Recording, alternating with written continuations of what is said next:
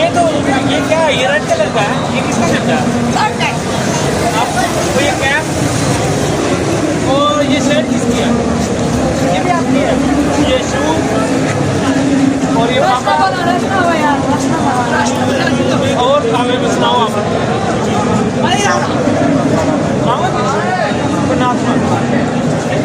मिलेंगे आपको सर।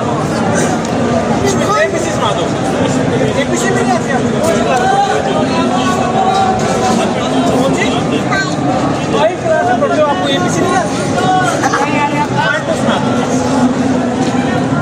आती है आपको? आपके पापा से पूछो।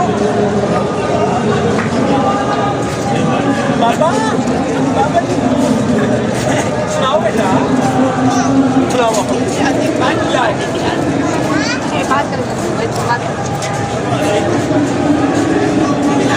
बेटा जी आप सुनाओगे में आप, ये क्या लिखा हुआ है इसके ऊपर?